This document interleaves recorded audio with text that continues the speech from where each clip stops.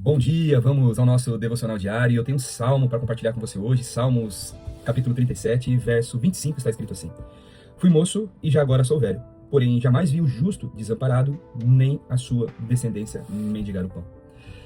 Irmãos, este texto fala sobre uma classe, uma categoria de pessoas que pode descansar na presença de Deus. Uma classe de pessoas que não será desamparada em todos os seus caminhos, nem tampouco sua descendência, seus filhos, netos e bisnetos, irá de alguma forma perecer nos seus caminhos.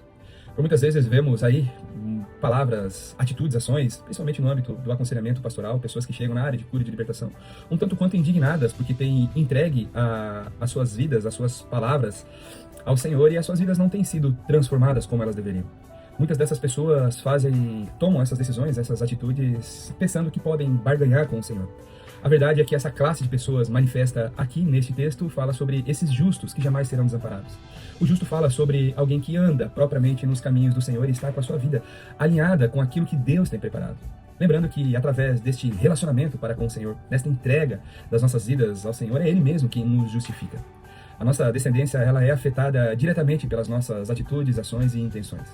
Muitas das vezes essas pessoas que colocam Deus como uma obrigação dele abençoar-nos, essas pessoas elas estão com uma motivação errada nos seus corações. Isso sem falar, irmãos, de quando nós estamos transgredindo princípios, valores e mandamentos e pensando de forma errônea que desta mesma forma o nosso Deus e Pai ele será obrigado assim a nos abençoar. Frases do tipo: o Senhor vai te honrar, o Senhor vai te colocar em lugares altos, o Senhor ele vai soprar o teu nome. Irmãos, isso pode até acontecer num cenário hipotético, se Deus não tiver mais ninguém para fazer isso, para levantar e levar e colocar em lugares para falar do amor dele, mesmo que embora talvez essa pessoa ainda não seja salva. Talvez isso até confronte alguns das suas opiniões. Mas o padrão de bênção é o padrão da obediência.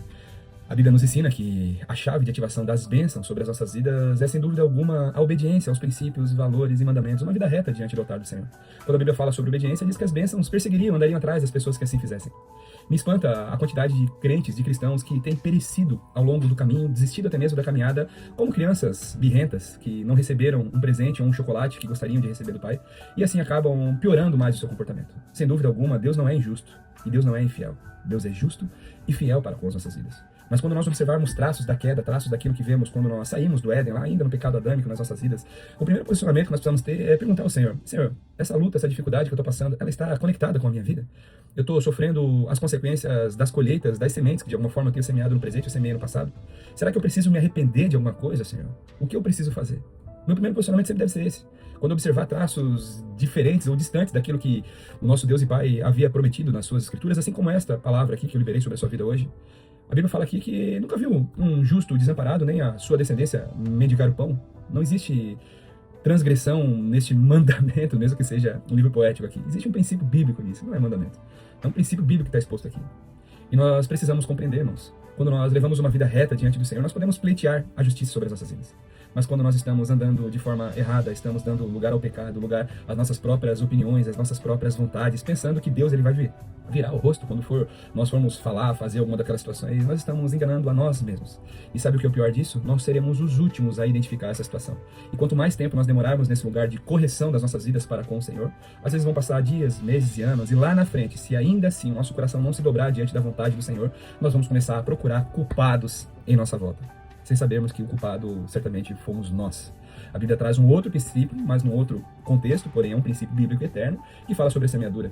A Bíblia diz lá em Gálatas 6 que não se engane, de Deus não se zomba. Aquilo que o homem semear, isso sim, precisará ser colhido. É assim na agricultura, é assim nas nossas vidas físicas, pessoais, é assim na nossa vida espiritual.